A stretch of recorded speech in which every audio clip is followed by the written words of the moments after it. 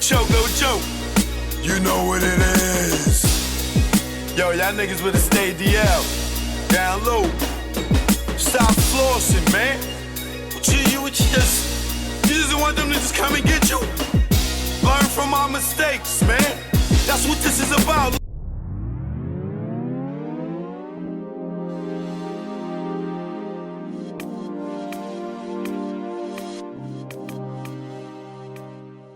This is Dave Woods. This is my story from my mouth.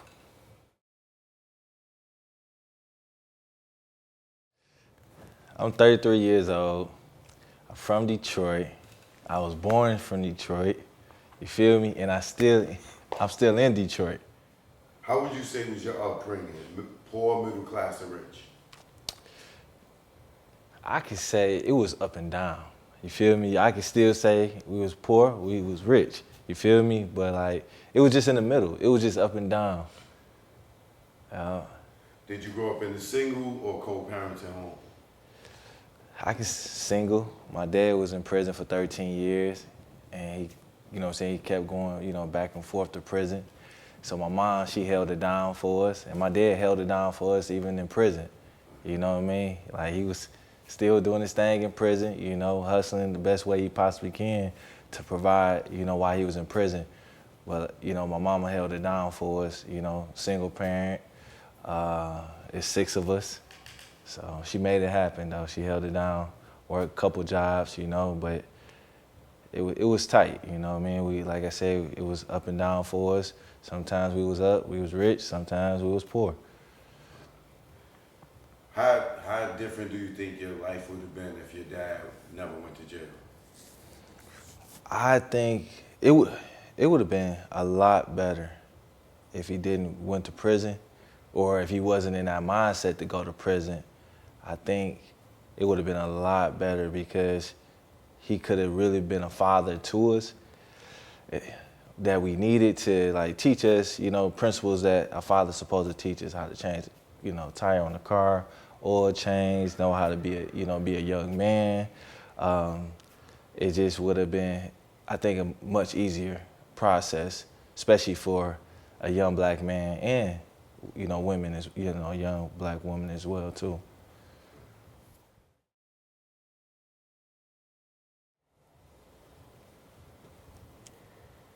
As a kid, what did you think you were going to be?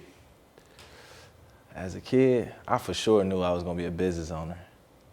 I for sure. Because I still, it's just like it was yesterday. And when I was in 5th grade, I raised my hand. Everybody said they want to be a doctor, lawyer, police officer, firefighter. I rose my hand and said, you know what? I want to be a business owner. I want to own my own business. What would you say was your first career choice? It was just, I would just always focus on business, but I thought I was going to be in the NBA. I thought I was going to make it to the NFL. I love sports. That's like a lot of young black kids' dream to become an NBA player or a football player.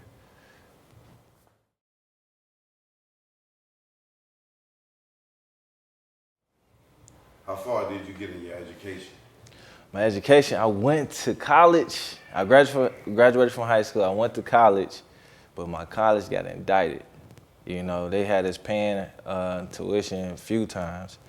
But the thing was, I started my business when I was 14 years old. So I always had that platform, that foundation. But when I did go to college, I went there for like a year, and I got discouraged when my credits couldn't transfer. Then too, it's just like I had to keep running the family-owned business as well too. So I had to be right there by my dad's side, help him with his stores, even though I had my own business.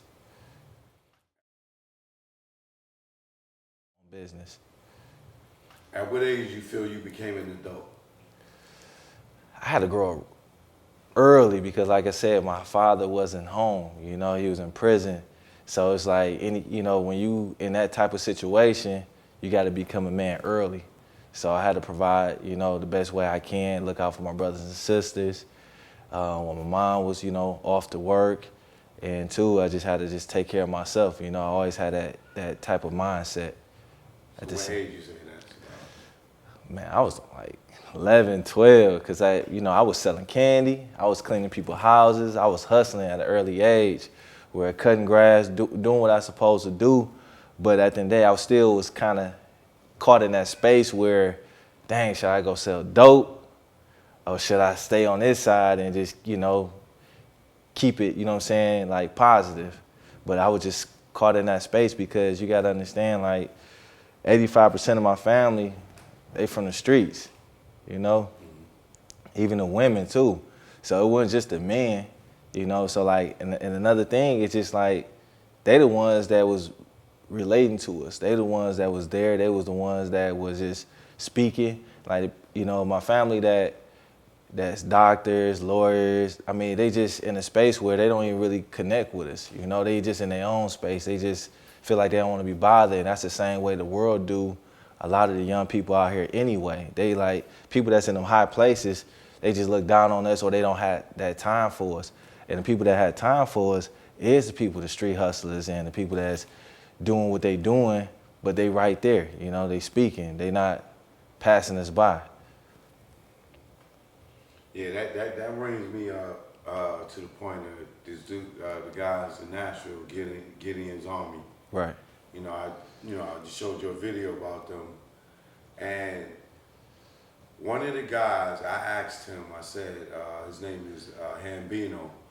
He responded to this, but I asked him, how do we get the youth to stop looking at the OGs as washed up and corny once they get to the point where they want to put the guns down, right? And Hambino said they only look at the ones that, like you just said, distance themselves from the youth. They don't want to come talk to you. They got money, they done left, and they don't want to come back and talk, and they don't have time. And he was saying, echoing off of what you said, that be the problem. Right. Right. I mean, do you agree with that? Well, you just said it, but right. In your own words, can you elaborate on what you saw with what them brothers is doing? Right. So like the Gideon's Army, big ups to them. Keep doing what you're doing, because that's a very impactful movement. It's like you have to meet them where they at. If you don't meet the people where they at, how you gonna change them? How you gonna relate to them? And that's what we do. That's why I'm still here in Detroit. I wanted to put that movement down concrete where I can reach out to my people to give them hope and to give them opportunity. So that's why Enjoy Detroit started a nonprofit, not just a brand. We created a nonprofit to serve the community, to give them that service, to give them that education, to give them all that type of principle and value to let them know, like, I was just like you. I could have made the same, mistakes. I did make some of the similar mistakes, but I just didn't get caught. That's the difference between people that's in prison and I'm out here now. So I look at that and I sit back and I say, you know what? I want to be the person that I needed when I was younger. And that's where my ambition just comes from with the movement, turning a negative into a positive. And a lot of the similarities, even with the Gideon's Army, when I started off being in the community, we went to the neighborhoods that we was, beefing with, that we had a problem with, and we started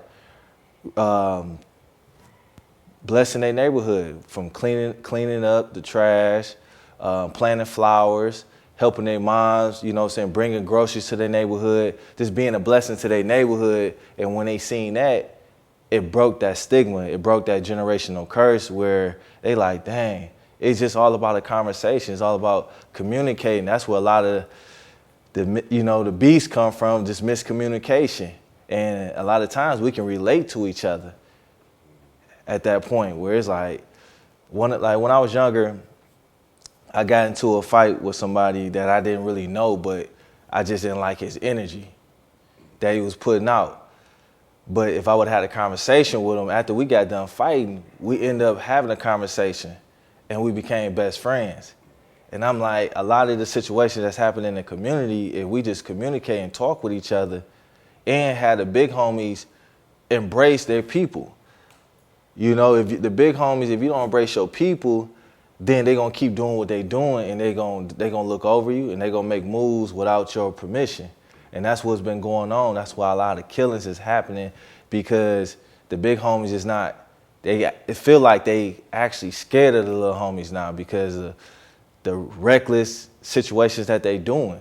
But at the end of the day, they the ones created that monster. But now the big homies is in a space now where they like, I'm not that person no more. So that person that the little homies look like used to be you, but you not in that space no more. So you don't understand that person who they is now. Mm-hmm. Yeah, so. Yeah, so at what age did you make the career choice that everybody know you for? Wow, like I said, I started S-Boy Printing when I was 14 years old.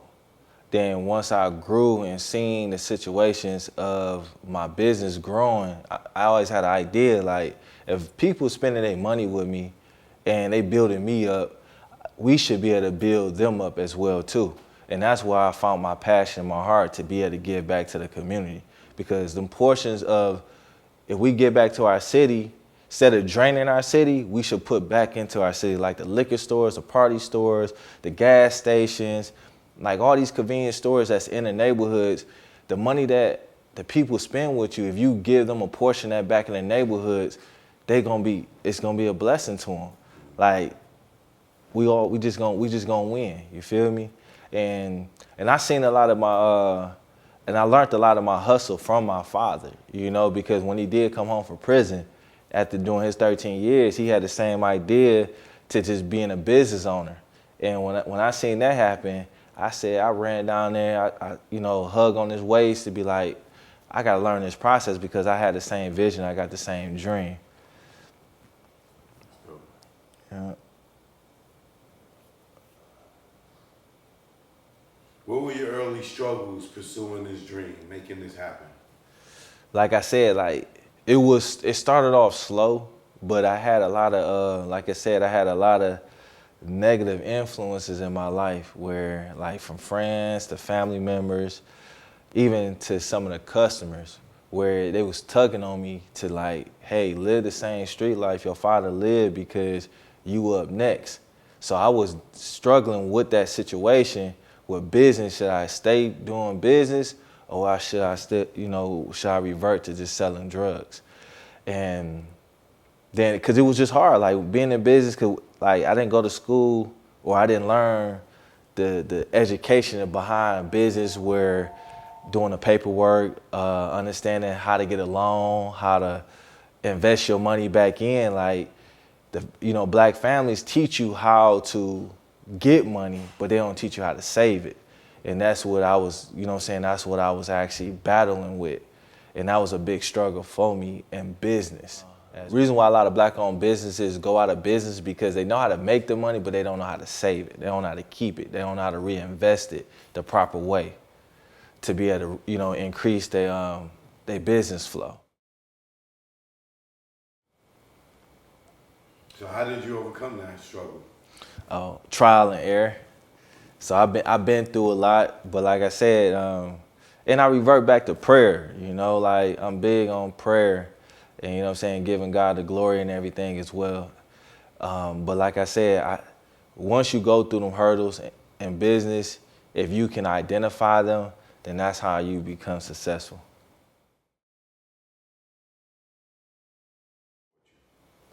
Yes, I can count on one hand, how many family members actually support the business. I seen it happen to my father first, and I just didn't want to accept it.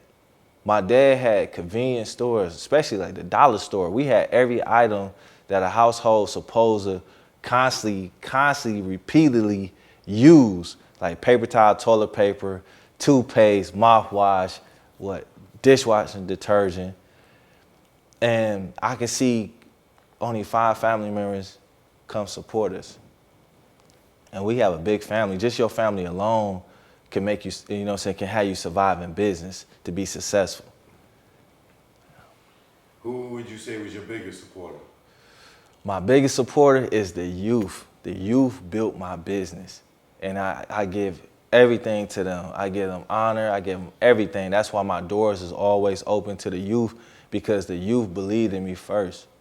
Like, they was the ones constantly patronizing my print company, constantly asking their parents, can I get a couple dollars here to buy an Enjoy Detroit shirt? Or can I get a couple dollars here to be able to design my own shirt, to start my own business? But the youth kept me alive.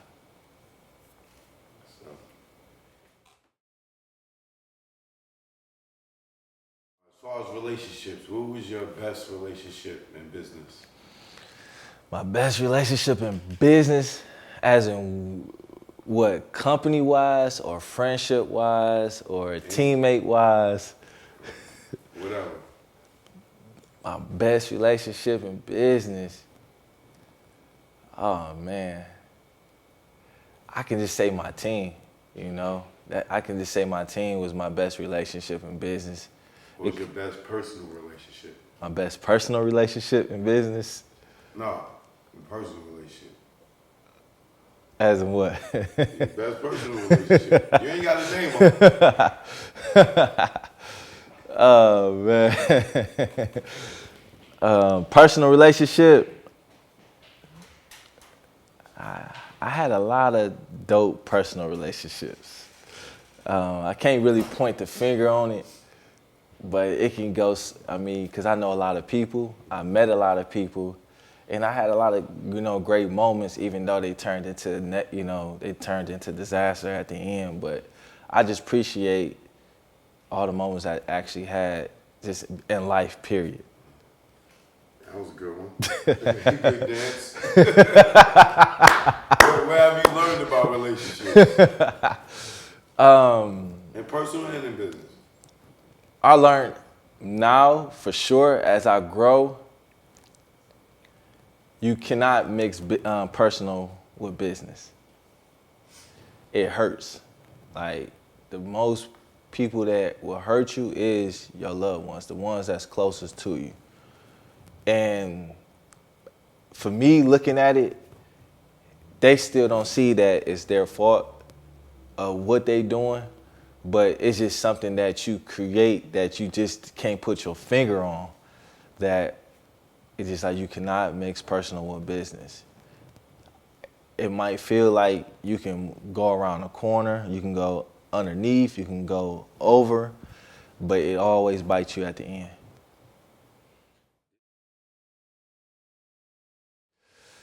Yeah, it was rough. It was rough, but like, I've been through so much in life. I've been through the recession.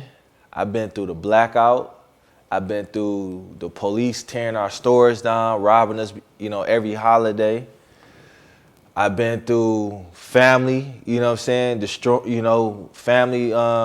tearing each other down. Cause like one of my youngest brother, my father, it's like we've been through so much ups and downs where my younger brother, that was gonna be the next one up that I was gonna actually put in the forefront of my business. And, when our mom passed away, it's just like through the guilt and the anger that we was going through, we separated. And he started his own business with someone else. And it kind of felt like we was Cain and Abel. But it was a blessing for me. There's someone somewhere watching this right now that want to do what you did. Right. How can you tell them to get to where you at and without all the BS you went through? What's all the BS they need to look out for? It comes with the territory. So it's like, if you keep your tunnel vision, if you stay with your tunnel vision and just focus on the mission, everything else gonna bounce off, because that's what I did. Even though I didn't know I should have done that, but I stayed with that focus on tunnel vision, even through the ups and downs. Even when your world is crashing on you, it's like you gotta keep that tunnel vision. Because I've been through a lot. I've been through so much, like even with business, a partnership with my father, just like his backstory hunted him even in business, where the police, the feds kept constantly tearing our business down because he was a high profile in the drug game. And even though he has a business, they still look at him as a drug dealer, as a criminal. So we always had run-ins with the police constantly. Then we had run-ins with people that we supported in the neighborhood, that we even paid their bills. We put groceries and food on their table, and they still came and tried to rob the store, break in the store. My first robbery was when I was 14 years old, and I had a shootout inside the store, and it was a blessing that no one got hurt, no one got hit, and it was from a customer that needed $50 to take care of whatever he needed to take care, and we gave it to him, and he still came back and tried to rob the store. But like I said, if you can just stay focused on your mission and just believe in yourself and have that faith, you're gonna make it out. And I didn't even see this far. You know, when I started my business, I had an acronym for S-Boy. It was Soul, Brave, Original, Young. It was God's gift to me to achieve my success in life. And I stuck with it. Even when I went back to the store to see where I came from and how I grew, because my business was a closet space. And I grew and I met a lot of people from there.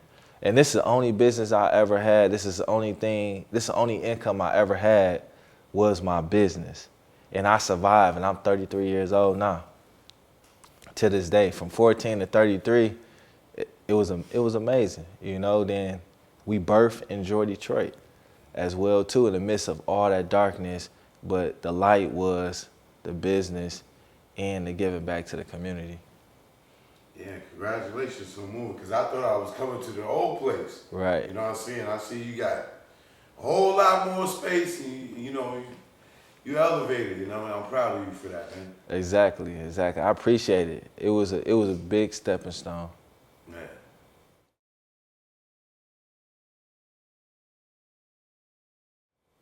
So, what's your focus in life and in business?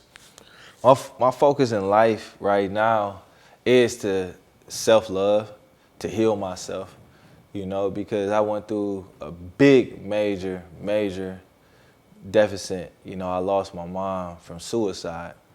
And for me doing all the great works in life, like, that was a lot of my motivation. You know what I'm saying?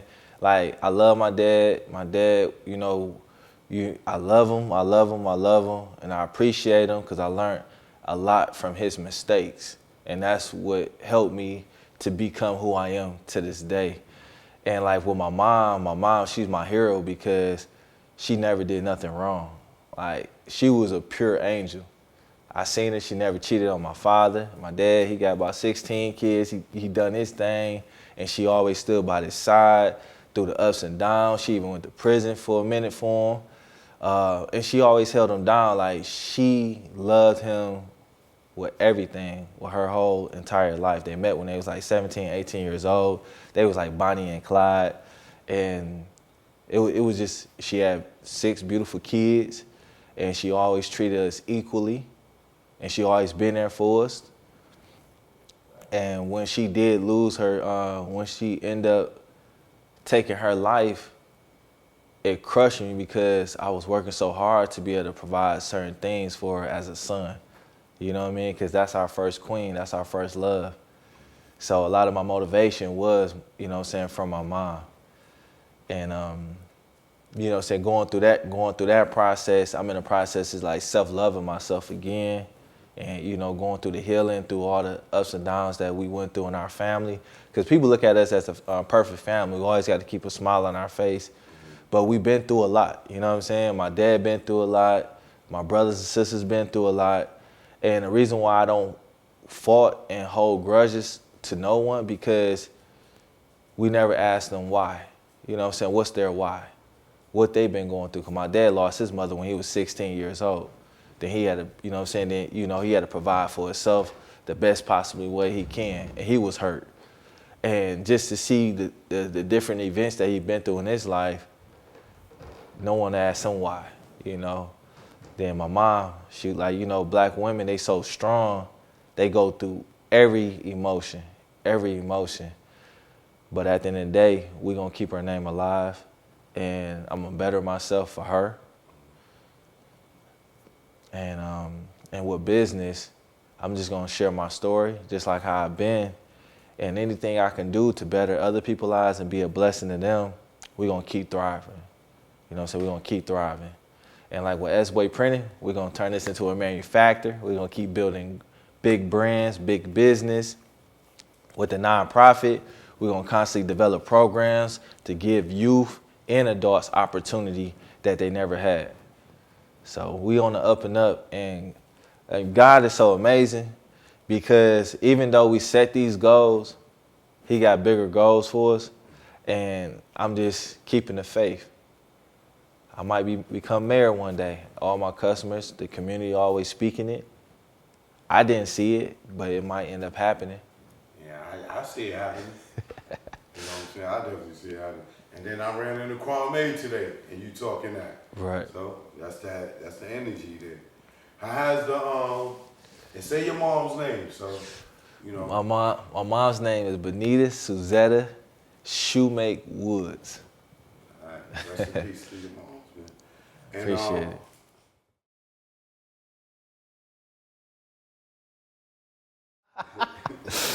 My name is Dave Woods. We all have a story to tell, a lesson to learn, and this is my story. We here now. Damn, I wish I was pushing the act. Damn, I wish I was pushing the act. Damn, I wish I was pushing the act. I had no haps if I was pushing the act.